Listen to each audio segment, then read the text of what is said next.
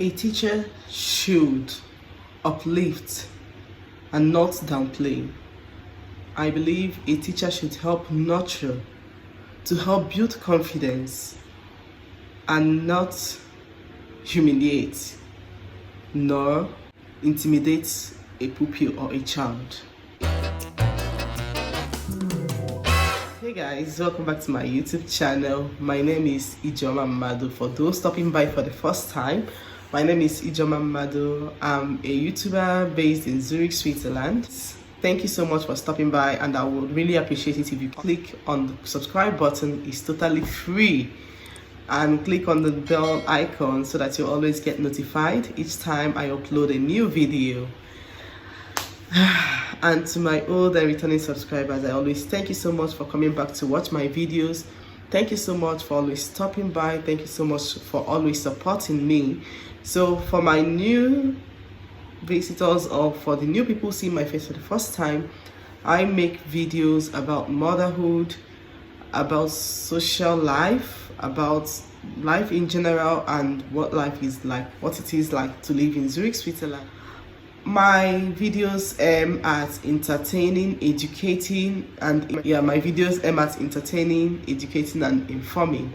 And of course, I'm always pleased to read your comments. I'm always pleased to read your thoughts in the comment section. So don't forget to like and comment, and I will always be pleased to read your comments, and I'll always reply them as much as I can, and I always look forward to them. So let's get right into the video. So I know I have not really mentioned it here before, but I am a big lover of sports, especially football, with football being the first and tennis being the second. But as it is presently, I don't really know if football comes first or tennis comes first. But I love football. I love watching football. I used to be addicted to watching football until I got married. Marriage happens and life changes. Many things you can no longer do because you don't have the time, or because you have better things doing, as the case may be. And recently I just started watching tennis, actually, since I moved here to Switzerland, and I got hooked. So just this past weekend, tennis open, the US Open, a major Grand Slam, or a Grand Slam championship, came to an end. I think that is the last Grand Slam for the year. Usually there are 4 Grand Slams. This Grand Slam means a big tournament, just like UEFA Champions League for football lovers. The Grand Slam is like a major title. So if you win all the minor titles, all the single titles, without winning a Grand Slam, and you see yourself in number 1, that is, in the numbering, they always numbered, like the players are always numbered, and they are always seeded according to their performance and according to the points they scored. So if you always, for you to be number 1 and be accepted by everybody without having controversy surrounding it, you have to be a Grand Slam champion. So this past weekend we saw 2 games who made it to the finals, and they had a very interesting match, I must say. I enjoyed watching it. I watched it from the beginning to the end. That's how interesting it could be, or that's how interesting it was. And I'm making this video today because I thought, or I feel like there's something that somebody else out there can learn. Like, okay, football and tennis are 2 different games altogether, like both in their structure and then in the manner of play. Unlike football, there is a team sport. Tennis, okay, there's also doubles tennis, where 2 players play against 2 players. But tennis mainly is a solo game.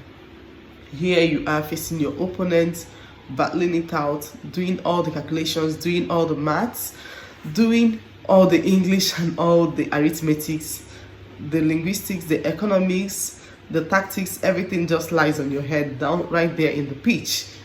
And I've always admired, there is one particular trait that I always admire among tennis players. That word, their confidence. Because for you to come out on stage, or for you to come out on that particular court to face your opponent, it means you've already assessed yourself and you believe that you are equal to the task. you believe that you're equal to all it takes to get this particular Grand Slam. So the two players that made it to the finals are Leila Fernandez of Canada and Emma Radunaku. I hope I got it right, from Britain. Like, I read their stories, like, because Leila just turned 19 this September. Like, she won a particular match and then celebrated her birthday the next day, or rather that day, I think.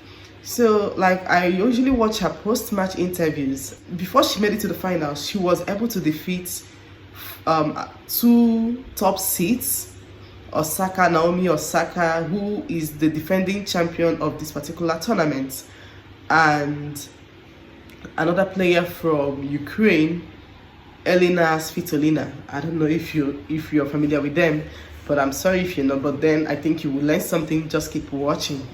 So she defeated these two top players, and equally another former Grand Slam champion, Angelique Kerber, and another top seed, I can't remember her name presently. When she won Naomi Osaka, she was asked that when she came on court that day, what was she thinking about the match? If someone told her that she will ever beat Naomi Osaka, would she have believed the person?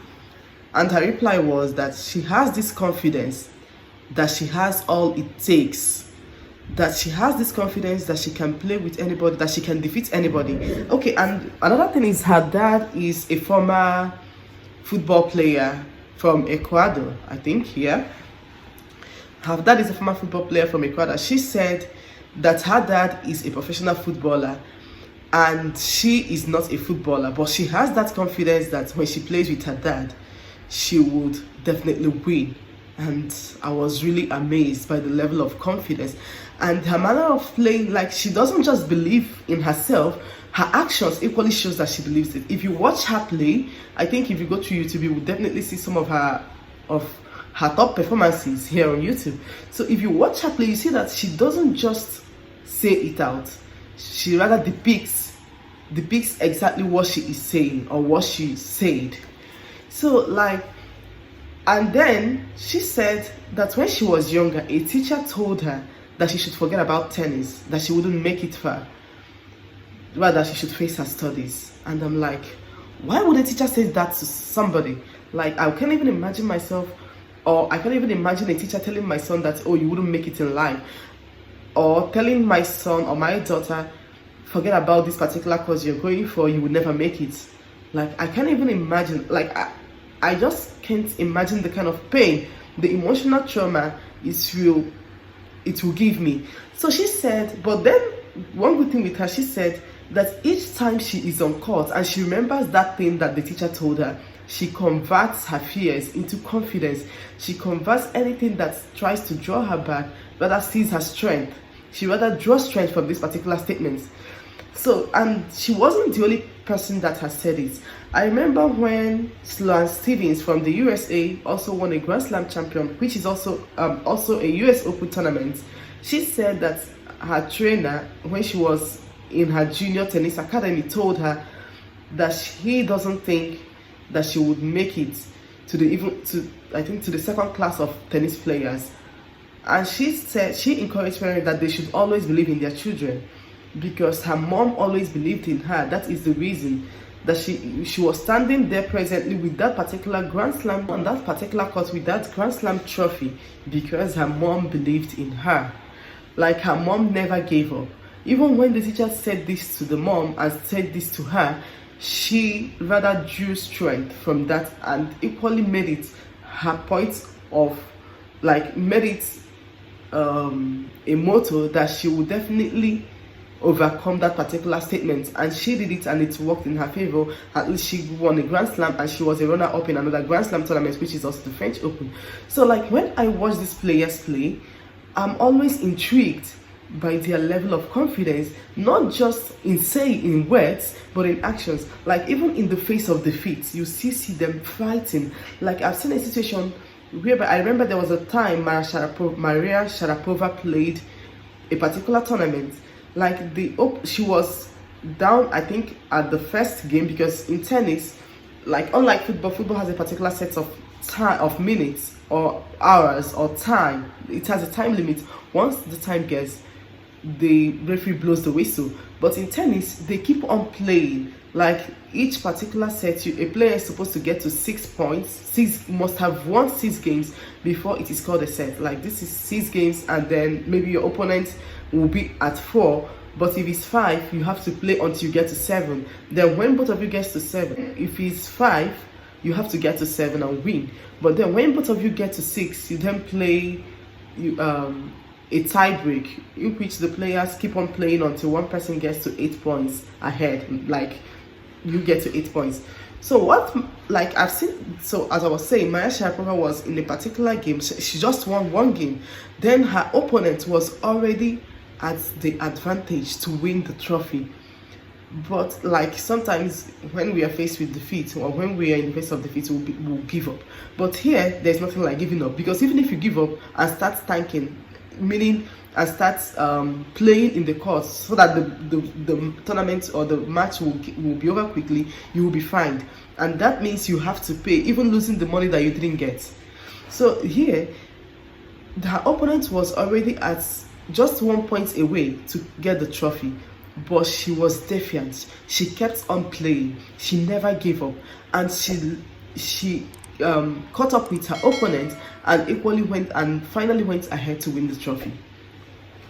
It hasn't just happened once, it hasn't happened twice. Even last year or 2 years ago, I think Federer, one of the greatest of all time, was also had an advantage game over Djokovic. Like he had just 1 point away to win the trophy, but Djokovic never gave up. He kept on fighting. He kept on fighting until he caught up with Federer and finally went ahead to carry the trophy. So I think these are some of the virtues that should be taught in our schools, especially in Nigeria. Like not just only arithmetic. I think there are other curriculum studies that doesn't just involve arithmetic. I think these are some of the things that should be taught in Nigeria. I don't see the reason why a teacher would come up and tell a child, oh, you cannot make it. I've also seen it on Facebook where a boy said, somebody said that his teacher told him when he was in secondary school that he would never make it, that he wished he would go and see the teacher and tell him that he has finally achieved something. Like, I don't see the reason why a teacher should be downplaying the efforts of their students, or even intimidating them, or telling them all sorts of nonsense just to put fear into them. Like, I hate that. I hate it so much. Like, our students, instead, a teacher should help to cultivate, should help imbibe patience, should help build confidence in and instill positive mindset in their students or pupils, as the case may be. Like, I hate it when teachers or anybody above a person puts fear into them. I remember when I was in the university, like that was in my first year in school, there's this particular lecturer who was always dreaded by all students. They always have this assumption that his courses are difficult to pass. Like, you have to go extra miles before you pass it, and they'll tell you, oh, he's not sortable, you can never sort him, you can never do anything. So I was in the library reading one day, and someone walked up, and someone saw the book I was reading. She was also there in the library. She turned and asked me, are you in English? Okay, I studied English, in case you don't know. Oh, you're in English department? I said yes. She said, oh, wow, you really have to be careful. I asked her why. She mentioned the name of this particular lecturer. I said, oh, you really have to be careful about him. His courses are so difficult to pass. I turned around and asked her, really? She said yes. I asked her, but did you pass? She said yes, I passed. I said, okay, since you passed, I'll also pass it. And that was just the end of that conversation. We then went ahead to talk about other lecturers. She told me the ones that are easy and the ones that are difficult, but to me, I already got that in my head that I would pass that course, and I definitely did pass it. So I think our mindset has a lot to do with whatever it is that we achieve in life. If you want to go higher, don't go with people who will intimidate you or put fear into you. Rather, you should associate yourself with people who will help to build your confidence levels. Never you get intimidated by anybody or anything at all. Just keep your mind straight. Focus on your mindset. Okay, this particular game that I'm talking about, this last tennis open, the winner of the trophy was asked that she already got a match point, and then her opponent caught up with her, and then she lost that particular match point. That what was running through her head, that how was she able to overcome that particular setback. She said that she just had to focus. Let me remember the statement that she made. She said that she only prayed not to get a double fault, and not only did she stop there, she equally went ahead to do whatever it was that was in her hands to do. She said she prayed against a double fault, and then she had to position her, she had to focus, and then her mindset made it possible for her. That means her mindset was positive. She believed that she could do it. She just fought that get over whatever it is that was holding her back, or anything that was there to put fear into her. She just removed it all from her head and kept on fighting until she clinched the trophy. So if you're watching this today, I'm also telling you that instead of you to intimidate your children or anybody that is placed under your care, you should help to build their confidence. You should help to build their perseverance. You should tell them to be resilient and tell them that their dreams are valid. That is just the point for today's message. Your dreams are valid. My dreams are valid. All our dreams are all valid. We only had to set our focus straight and get a positive mindset and keep working, and we will definitely achieve that we want to achieve. I hope you're blessed by this message. I hope this video really goes a long way to talk to you. And if you're still watching up to this point and you're not yet subscribed, I don't know what you're still waiting for. Are we quarreling? Help me grow, and I'll always love to see you all in my next video. Until then, remain blessed. Bye.